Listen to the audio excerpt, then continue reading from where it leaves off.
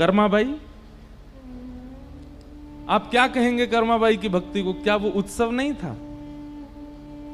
कर्माबाई कोई बंधन बार नहीं बांधती थी, कर्माबाई कोई चौक नहीं पुराती थी, कर्माबाई अपने घर के बाहर 2-2 दिए जला करके रखती हो, रंगोली बनाती हो, सुंदर कदली वृक्ष लगाती हो, इत्र से महका देती हो घर को कि भाई रोज जगन्नाथ जी आएंगे। कुछ नहीं करती थी, लेकिन उनके चित्त में उत्साह रहता था और महाप्रभु जी रोज जाते थे। कर्माबाई को जब महाप्रभु जी का साक्षात्कार होता था, वो जब प्रसाद पाने के लिए इतनी दूर से जाते थे कर्माबाई के पास, तो कुछ समय बाद कर्माबाई जगन्नाथपुरी आ गई और पुरी में ही निवास करने लगी।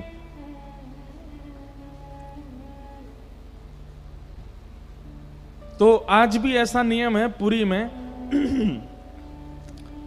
कि महाप्रभु जी की अगर सेवा में विलंब होता है ना, मतलब रोज के कुछ ना कुछ सेवा, कुछ ना कुछ उत्सव के क्रम ऐसे होते हैं कि महाप्रभु जी का प्रसाद बहुत विलंब से चलता है।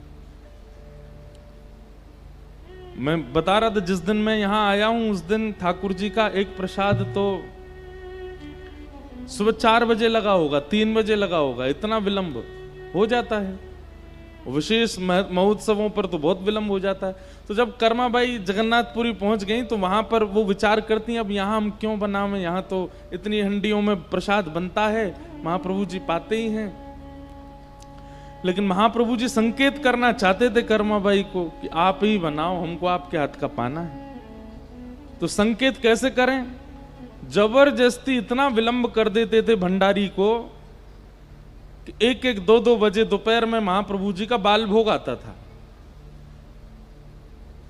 कर्माबाई जब देखती बोले सुबह से ठाकुर जी बेचारे भूखे बैठे हैं, उत्सव में इतना विलंब हो जाता है कि ठाकुर जी इतना विलंब से पाते हैं।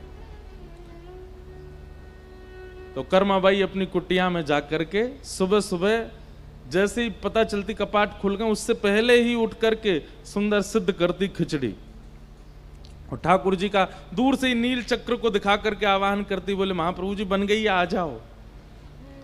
और जैसे ही आवाहन करती थी ना, इतने में ही बगल की गली से ही मटकते भय मोटे से जगन्नाथ जी आ जाते थे और जल्दी आके बैठते। बलभद्र जी भी आते, सुभद्रा जी भी आते, प्रेम से पाते।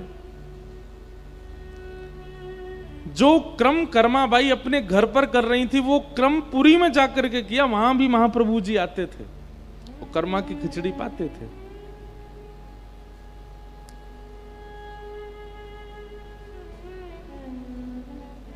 एक बार किसी महात्मा को, मतलब पूरे जगन्नाथपुरी में ही प्रसिद्ध हो गई थी कर्माबाई कि भाई इनके यहां महाप्रभु जी आते हैं, क्योंकि लोग बाग जब जाते थे तो उनको कुछ ना कुछ संकेत दिखता था। महाप्रभु जी का कभी वस्त्र दिखता था कर्माबाई के पास, महाप्रभु जी के अंग की सुगंधी आती थी कर्माबाई के कक्ष से, भवन से। तो लोगों को यह बात सिद्ध हो गई थी, पता चल गई थी कि महाप्रभु जी आते हैं। एक बड़े विद्वान महात्मा गए और वो जाकर के कर्माबाई से बोले ठाकुर जी आते हैं आपके यहां पर? बोले हाँ आते हैं सुबह। कैसे बनाती हो आप प्रसाद? बोले मैं तो ऐसे चूल्हा धर देती हूँ, उस पर मट्टी का बर्तन धर देती हूँ, ऐसे उसमें खिचड़ी, चावल, दाल ये सब डाल देती हूँ, ऐसा सब अपना रीति। अच्छा, तुम सुबह उठ करके पहले स्नान आदि करके नाम जप नहीं करती? कर्माबाई बोली नहीं ये सब तो नहीं करती। तिलक स्वरूप नहीं लगाती? बोले नहीं नहीं ये तो नहीं करती। अब वो महात्मा बोले ओहो ठाकुर जी आ रहे हैं, ये तुम्हारे पूर्व का कोई प्रारब्ध है, नहीं तो जिस प्रकार से तुम कर रही हो इस प्रकार से तो ठाकुर जी को नहीं आना चाहिए। कर्मा, ये तेरे पूर्व जन्म का प्रारब्ध है कि ठाकुर जी आ रहे हैं, जिस दिन वो प्रारब्ध पूरा हो गया फिर नहीं आएंगे ठाकुर जी। कर्माबाई डर गई, नहीं आएंगे ठाकुर जी? बोले नहीं। बोले क्या करना पड़ेगा? तो महात्मा ने लंबी चौड़ी लिस्ट बताई। 3 बजे उठो, उठ करके स्नान करो, फिर महोदधि जाओ, समुद्र में स्नान करो, फिर वापस आओ, आकर के फिर शुद्ध जल से स्नान करो, फिर उसके बाद ये नाम जप करो, इस दिशा में बैठ करके आसन लगा करके वहां पर बैठ करके थोड़ा ध्यान करो, फिर उसके बाद चंदन घिसो, चंदन घिस करके तिलक स्वरूप करो, 12 अंगों पर तिलक धारण करो, गले में कंठी माला पहन करके रहो, आदि आदि इतने नियम बता दिए। कर्मा बाई सब लिखती गई, अच्छा ठीक है। अगले दिन सुबह सुबह कर्मा बाई ने नियम शुरू किया, और कर्मा बाई का नियम चल रहा, और ठाकुर जी द्वार पे बैठे, और द्वार पे बैठे बैठे कह, मैया कितनी देर और लगेगी? बोले अभी रुक जाओ, अभी अभी अभी तो तिलक घिसना है, चंदन घिस रही हैं, उसके बाद फिर तिलक स्वरूप कर रही हैं, फिर उसके बाद नाम जप में बैठे, ठाकुर जी बैठे, बोले मैया दर्शन के लिए जाना है, जल्दी करो ना। कर्मा बाई बोली रुक जाओ, अभी अभी मेरे को करने दो। आज ठाकुर जी भूखे ही लौट गए, क्योंकि मंदिर में मंगला आरती होने लगी। ठाकुर जी दौड़े, ठाकुर जी मन में विचार करने लगे, बलभद्र भैया जन कौन कर्मा को पूरा पाठ पढ़ा गया है, ये पहले जैसा कुछ कर ही नहीं रही है, अब ये क्या नियम में लग गई है। सुभद्रा जी बोली क्या नियम में लगी? ये सब नियम आपने ही वेदों में बताए, वही नियम कर रही है। बोले वो सब ठीक है, पहले से नियम में लग जाए तो नियम करे, पर कर्मा तो शुद्ध चित्त वाली है, कर्मा के तो हृदय में उत्सव चलता रहता है, उसके लिए इतनी आवश्यकता नहीं है, वो क्यों इतना विलंब करती है? आज भूखा रह गया मैं,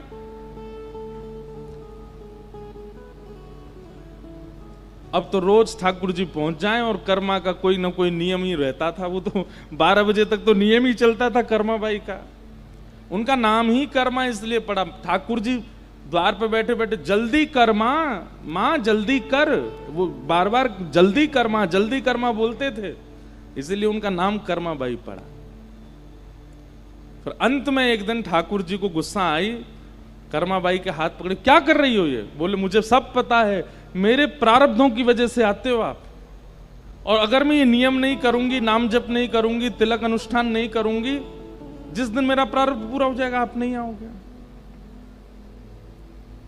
ठाकुर जी बोले ऐसा नहीं है कर्मा बाई, प्रारब्ध सांसारी जीवों के देखता हूं, जिनको संसार में रहना है, संसार के लिए रहना है, जिनको संसार, जिनकी प्रायोरिटी संसार है, वो जीने के लिए ही पृथ्वी पर आए हैं। उनको धन कमाना, संबंध निभाना, बड़े बड़ी श्रेष्ठताओं को प्राप्त करना, मूल रूप से जो संसार के लिए जीते हैं उनके प्रारब्ध देख करके मैं जाता हूं। पर तुम तो जीते मेरे लिए हो, तुम्हारा तो जीवन ही मेरे लिए है, ये कहां इन सब चीजों में फंस गए हो? छोड़ो ये सब। आप तो केवल जैसे आप पहले करती थी, कभी कभी बिना नहाए धोए भी बना देती थी, बना दिया करो, मैं आऊंगा रोज पाने। क्यों? क्योंकि कर्मा बाई के चित्त में उत्सव था। कर्मा बाई के पास व्यवस्था नहीं है, वो चित्त का उत्साह,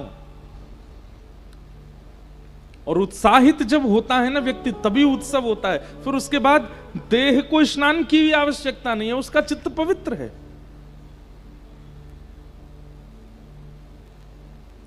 एक बात कह दें, छोटा बालक होता है ना, उसमें से दुर्गंध नहीं आती ज्यादा। कभी आप उसको ऐसे गोद में लो, उसके माथा सूंघो, उसकी नाभि सूंघो, उसमें से दुर्गंध नहीं आती। क्यों? हमेशा उत्साहित रहता है, वो चिंतित नहीं रहता, वो प्रसन्न मुद्रा में रहता है, वो ज्यादा व्याकुल नहीं रहता, इसलिए उसका जो देह है वो सदैव सुगंधित रहता है। पर हम सब के अंग प्रत्यंग कहीं ना कहीं दुर्गंध युक्त क्यों हो जाते हैं? ये इस बात का प्रमाण है कि हमारे चित्त में उत्सव नहीं है। अगर चित्त उत्साहित हो जाए, बुद्धि उत्साहित हो जाए, अब संत जनों को देखो आप, हमारे वृंदावन के महापुरुषों को देखो, वो कोई इत्र नहीं लगाते, कोई उनमें से एक अलग ही सुगंध आती है। हमको तो समीप रहने का अनुभव मिलता है, उनका अंग स्पर्श करके देखेंगे तो ऐसा लगेगा कि मानो कोई नवजात बालक का जैसा अंग होता है ना, ऐसे अंग लगते हैं, ऐसे उनके गाल लगते हैं, ऐसे उनके अंग से सुगंधी आती है अनायासी। क्यों? उत्साहित रहते हैं। तो उत्सव का मतलब बहु व्यवस्था बाहर की नहीं, उत्सव का मतलब अंग की व्यवस्था, अंदर की व्यवस्था, अंदर का उत्साह। और ब्रजमंडल में कृष्ण जन्मोत्सव पर, अरे ठाकुर जी हो गए, अब बाहर की व्यवस्था जमाने में नहीं लगे हैं लोग, ठाकुर जी के जन्म होते ही उत्सव प्रारंभ हो गया। सबके चित्त का उत्साह ही उत्सव को मनाता जा रहा है, आनंदित करता जा रहा है। सब नाच रहे हैं, गा रहे हैं, किसी को सोने का नहीं पता, किसी को भोजन का नहीं पता, किसी को जलपान का नहीं पता, बस नाच रहे हैं। यही तो उत्सव है। पर हम लोग ऐसा नहीं करते। हम लोगों के थोड़े देर के उत्साह के बाद होता बस अब चलते हैं, क्योंकि हम बाह्य व्यवस्थाओं पर ज्यादा ध्यान देते हैं, आंतरिक उत्साह नहीं। हमारे गिरधर लाल जी का उत्सव होता है, 6 बजे उत्सव शुरू होता है, 11 बज जाते हैं, 12 बज जाते हैं, 1 बज जाते हैं, रात के 2-2 बज जाते हैं, चलता ही रहता है उत्सव। जब लाल जी का उत्सव आता है जनवरी में, तो हम और हमारे परिकर के लोग सो ही नहीं पाते हैं और नींद भी नहीं आती है। क्यों? क्योंकि उस समय मन रूपी मयूर और अंतरंग भाव से उत्साह उमड़ रहा होता, वही तो उत्सव है।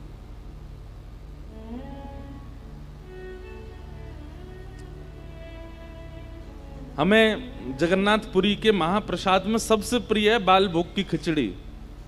आप में से किसी ने नहीं पाई हो तो अब जाइए तो पाइएगा। सुबह जो ठाकुर जी वो कर्माबाई की खिचड़ी ही नाम पड़ गया उसका, ठाकुर जी पाते हैं प्रेम से। भक्तमाल जी में वर्णन है कि जब कर्माबाई प्रस्थान कर गई, मतलब अपनी लीला पूरी करके गई, तो महाप्रभु जगन्नाथ जी बहुत रोए। ठाकुर जी को देख के बलराम जी भी रोए, सुभद्रा जी भी रोई, तीनों रो रहे थे। सब ने जाकर के प्रार्थना की, महाप्रभु आप क्यों रो रहे हैं? तो ठाकुर जी ऐसे रो रो करके बोले हमारी मां चली गई, आज हमारी मां छोड़ के चली गई।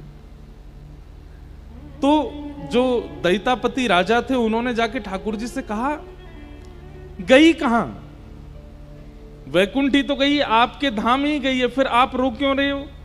ये ठाकुर जी संशय प्रकट कर रहे हो आप मेरे चित्त में। अरे आपका भक्त वो पृथ्वी से प्रस्थान करके आपके धाम को ही जाता है, आपके पास ही जाता है, फिर आप रो क्यों रहे हो? जो वस्तु अब आपकी ही हो गई है वो उसके लिए आप रो क्यों रहे हो? ठाकुर जी कहते हैं, देखो वैसे तो मैं एक ही हूं, मैं ही जगन्नाथ, मैं ही राधा रमण, मैं ही बद्रीनाथ, मैं ही जगन्नाथ, मैं ही द्वारिकानाथ, मैं ही श्रीनाथ। लेकिन अपने भक्तों के विलास के लिए, भक्तों के सुख के लिए अलग अलग जगह मैंने अलग अलग स्वरूप धारण किए, और जहां जहां मेरा स्वरूप विराजमान है वह भी एक एक गोलोक धाम है। कर्माबाई जगन्नाथ रूपी गोलोक धाम को छोड़ करके अब नित्य गोलोक धाम चली गई है। तो नित्य गोलोक धाम में जो मेरा स्वरूप है वो तो आनंद कर रहा है, लेकिन जगन्नाथ का जो गोलोक धाम है वहां पर जो मेरा स्वरूप है, अब उसको खिचड़ी कौन खिलाएगा? हमारी मां चली गई, इसलिए रो रहे हैं। राजा नतमस्तक हो बोले, महाप्रभु आपकी लीला आप ही जान सकते हो और कोई नहीं जान सकता, ये आप ही समझ सकते हो। तब से महाप्रभु जी को नित्य खिचड़ी का भोग लगता है सुबह। ऐसे महाप्रभु जी उत्सव, जीवन उत्सव में बना लीजिए बंधुओं। बाह्य व्यवस्था की आवश्यकता नहीं होनी चाहिए ठाकुर जी के विलास के लिए, ठाकुर जी के सुख के लिए। अंतरंग भाव। कथा से हम करते क्या हैं? जैसे यहां पर ये गुब्बारे फुला फुला के लगाए हैं, लाइटें लगाई हैं, पुष्पों का श्रृंगार किया है, पंडाल को भीतर से सुंदर बनाया है। कथा भी एक प्रकार की मन की सुंदरता बनाने वाली व्यवस्था है। कीर्तन के माध्यम से, श्लोकों के माध्यम से, प्रवचन के माध्यम से, भावों के माध्यम से, कथाओं के माध्यम से, भक्त चरित्रों के माध्यम से चित्त में उत्सव की व्यवस्था करना कथा है। ताकि चित्त में व्यवस्था बने तो ठाकुर जी का उत्सव मने। कथा के बाद भी कई लोग विचलित रहते हैं, कथा सुनने के बाद भी कई लोग परेशान रहते हैं, कथा सुनने के बाद भी कई लोगों के संशय खत्म नहीं होते हैं, जिज्ञासाएं पूरी नहीं होती हैं, प्रश्न पूरे नहीं होते हैं। इसका मतलब क्या है? गुब्बारे फुला के लगाए तो थे लेकिन हवा निकल गई सबकी, कुछ हो नहीं पाया। लाइट ने लगाई तो थी लेकिन वोल्टेज कम हो गए, भीतर प्रकाश नहीं हो रहा। पुष्प लगाए तो थे लेकिन सब मुरझा गए। कथा श्रवण के बाद जिज्ञासा लेके, देखो मैं जिज्ञासाओं का उत्तर देने की मना नहीं करता, मुझसे लोग पूछते हैं मैं बताता हूं, लेकिन मैं एक बात कहता हूं, कथा का स्वरूप कैसा है कि जिज्ञासा आपने प्रकट की, लेकिन कथा सुनते सुनते अपने आप जिज्ञासा का समाधान हो गया। और या फिर दूसरी बात कहें, जिज्ञासा सोच के बैठे थे लेकिन कथा प्रारंभ होते ही भूल गए जिज्ञासा ही क्या थी, अब याद नहीं है। अब जो व्यवस्था अवस्था श्रवण की है उसी में ही आनंद है। हम जब कथा प्रारंभ किए थे, हम अपने गुरुजी की जान खा जाते थे, इतना पूछता था मैं, ये क्यों है, ऐसा क्यों है, ये बात क्यों है, ठाकुर जी ने ऐसा क्यों किया, रुक्मणी जी ने ऐसी बात क्यों कह दी, किशोरी जी ने ऐसा क्यों किया, नंद बाबा का ये स्वभाव क्यों था, कंस ऐसा क्यों करता था। हमारे गुरुजी बोलते, भाई तुम इतनी जिज्ञासा करते हो। हम अपने गुरुजी को रात में 12 बजे फोन कर देते थे, कुछ याद आ जाता था, गुरुजी भीष्म पितामह ने अपनी स्तुति में ये बात क्यों कही। गुरुजी कहे, भाई रात के 12 बजे हैं। मैंने कहा जब तक समाधान नहीं मिले नींद नहीं आएगी। एक दिन हमारे गुरुजी लेकर के बैठे, बोले तुम आज तक हमसे हजारों प्रश्न कर चुके हो, तुम्हारी जिज्ञासा ही पूरी नहीं होती। मैंने कहा कोई बुराई है क्या, मुझसे भी तो लोग पूछते हैं। तो हमारे गुरुजी ने एक बात कही कि तुम भागवत जी को ग्रंथ मानते हो, इसलिए तुम्हारी जिज्ञासाएं अधूरी रहती हैं। कृष्ण है, ये साक्षात कृष्ण है, ये कथा नहीं है, ये शब्द नहीं है, ये एक प्रवचन नहीं है, ये साक्षात कृष्ण का अनुभव कर रहे हैं हम। वक्ता के मुख से निकलने वाले शब्द भगवान के रोए हैं, भगवान के हस्तकमल हैं, चरण हैं, नेत्र हैं, कान हैं, नासिका है, अधर हैं, केश हैं, मुकुट है, पीतांबरी है।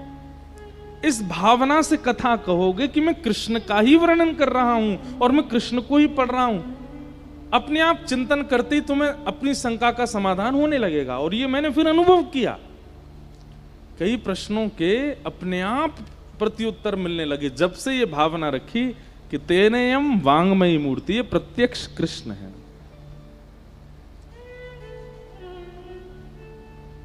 कथा का हमें तो ऐसा लगता है, प्रवचन का, कथा का, सत्संग का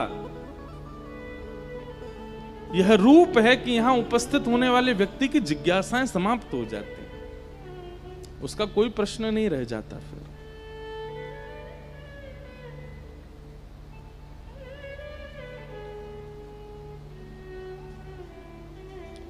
उत्सव, तो बाह्य व्यवस्थाओं को उत्सव नहीं कहते, आंतरिक भाव, मन के उत्साह को उत्सव कहते हैं। जहां आप अपनी निद्रा भूल जाते हो, जहां अपना खान पान भूल जाते हो, जहां अपनी नित्य की व्यवस्थाएं भूल जाते हो, बस मन सदा श्री कृष्ण के भाव में रमा रहे, वो उत्सव है। नंदस्त्वात्मज उत्पन्ने जाता ह्लादो महामना, आहूय विप्रान् वेदज्ञान स्नातः सुचिरलंकृतः, वाचयित्वा स्वस्तेनं जातकर्मात्मजस्य वै, कारयामास विधिवत् पितृदेवार्चनं तथा।